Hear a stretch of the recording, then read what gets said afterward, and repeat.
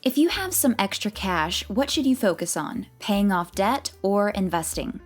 First, let's look at the case for investing. A good rule of thumb to follow is that if you're going to make more money from your investment than what your debts are costing you, then you should invest. For instance, if you have a stock market index fund that is returning 10% a year and your mortgage has an interest rate of 5%, then it might be a smart idea to invest rather than paying off your debt, because you would actually come out ahead by investing. But now let's say you have credit card debt at 20%. In this scenario, you'd be better off paying that debt instead of investing. However, sometimes things just aren't that simple. Investments can go up and down. One year that index fund could be up 15%, and the next year it might be down 15%.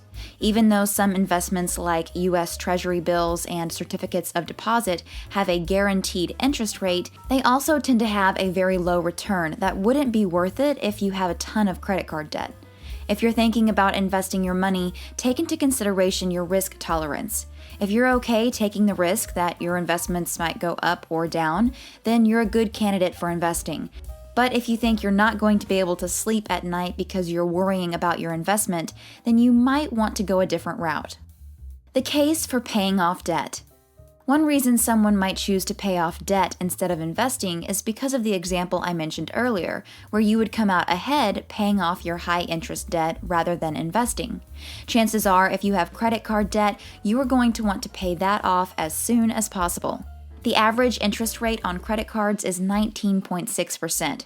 It's unlikely that you will find an investment that will match or exceed that rate of return. Another thing you want to think about is your credit score.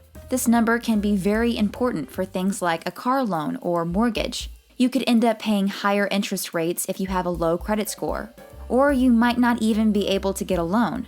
Credit score also affects if a landlord will rent to you, if someone will hire you, and premiums you'll have to pay for insurance. Paying off credit card debt is a smart move in order to improve your credit score. And again, I have to talk about the mental factor in all of this. If you are lying awake at night worried about your debt, then you might want to make paying off your debt a top priority, even if you might get a better return by investing. Before I share why it's a good idea to do both, make sure you subscribe and click the bell. That way you'll be the first to see my next money-making video. The case for both. There's no rule that says you can only invest or you can only pay off your debt. Instead of thinking this or that, remember that you can always do both. In some cases, doing both might be the best decision.